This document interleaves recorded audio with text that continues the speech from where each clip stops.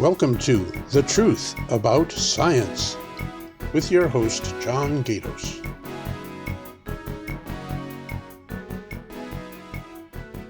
Hello, and welcome to The Truth About Science. They say that there's no two snowflakes alike. Well, there's so many of them. How could that even be possible? Well, today we're going to see that it's just about impossible for them ever to be alike. Certainly there are some that are similar, but if we take it down to how many molecules there are in a snowflake, we'll find out that it's impossible to ever find two that are alike. There are 1,000,000,000,000,000 molecules in one snowflake. That's 1 quintillion. That's a lot of molecules. But there's a 12-fold symmetry in a snowflake. Why not just 6, you say? Well, because each fin has a symmetry in itself. So each side of the fin times 6 makes 12. But the molecules replicate their formation all the way around the snowflake 12 times. And yet they're separated by unfathomable numbers of molecules. So what is it that communicates the information to make them all form similarly? The answer is humidity and temperature. But that doesn't guarantee that every snowflake is going to form perfectly either. There's many malformed snowflakes.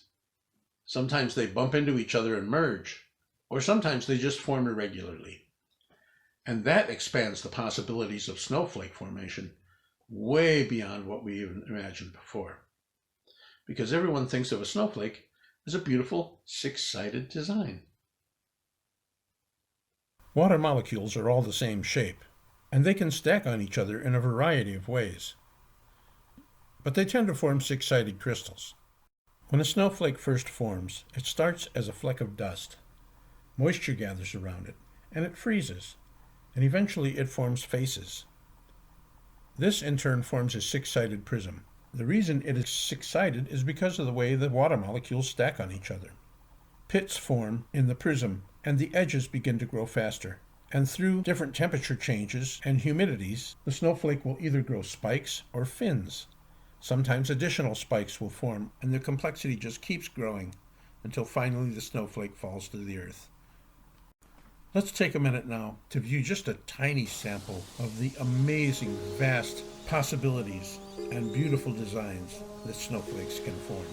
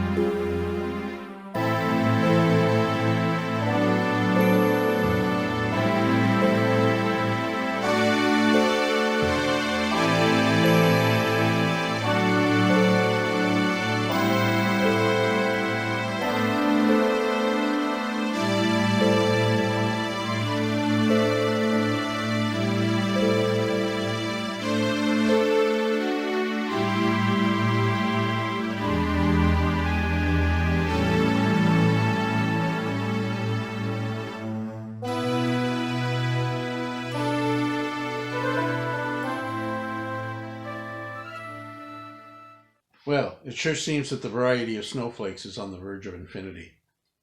Now it's even hard for me to imagine that we could ever find two that are alike.